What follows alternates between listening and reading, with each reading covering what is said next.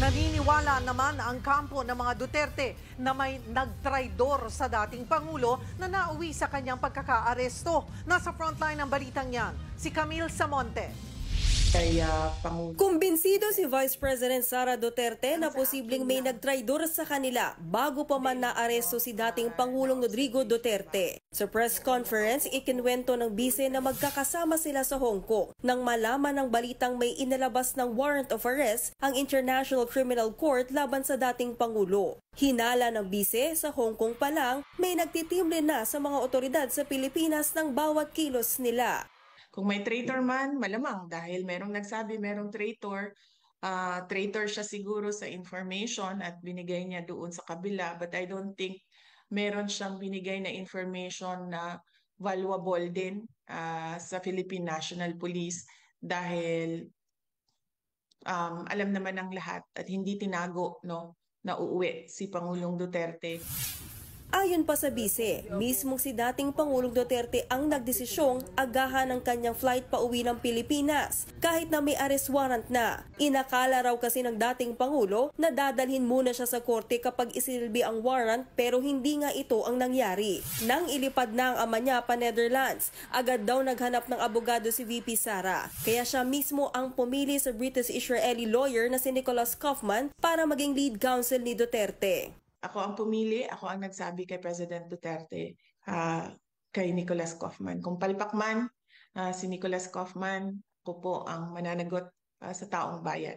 Sa ngayon, may mga kinakausap pang karagdagang dayuhang abogado si VP Sara pero hindi na raw niya papangalanan ang mga ito. Si dating Executive Secretary Salvador Medialdea naman na unang kinilala ng ICC bilang legal counsel ng dating Pangulo, posibleng kumalas na rin sa kaso matapos isugod sa ospital. Nabutan na siya ng pangalawang collapse niya doon sa detention center at ngayon ay hindi na siya pinapalabas ng doktor sa hospital.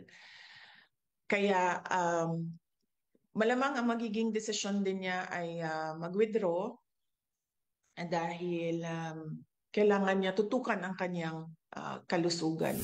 Sa ngayon, nananatili pa rin sa The Hague ang Vice-Presidente. May return ticket na raw siya sa Abril pero hindi pa tiyak kung kailan siya eksaktong makakauwi sa Pilipinas. Nilinaw rin ni VP Sara na tuloy ang trabaho niya kahit nasa abroad siya.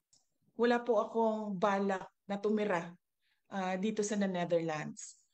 Hindi ko po gusto tumagal dito. Pero pag-amin ng bise, tanggap na raw niya na hindi makakabalik ng Pilipinas ang kanyang ama. Sa totoo lang, wala talaga akong nararamdaman. Hindi ako galit, hindi ako disappointed. Nothing at all. Kasi pointless naman na mag-harbor ako ng feelings about what happened. Hindi na siya maibabalik. Hindi na mababalik si Pangulong Duterte sa Pilipinas. Pinasalamatan naman ni VP Sara sa Senador Amy Marcos sa paglunsad ng pagdinig sa Senado, kaugnay sa pag-aresto sa dating Pangulo. Pero sa kabila niyan, wala pa raw silang napag-uusapan tungkol sa posibleng endorsement sa eleksyon. Nagbabalita mula sa Frontline, Camille Samonte, News 5. Mga kapatid, Cheryl Cosim po, huwag maging huli at maging una sa lahat sa balitaan. Para sa tuloy-tuloy na talakayan sa Frontline, mag-follow at mag-subscribe sa social media pages ng News 5.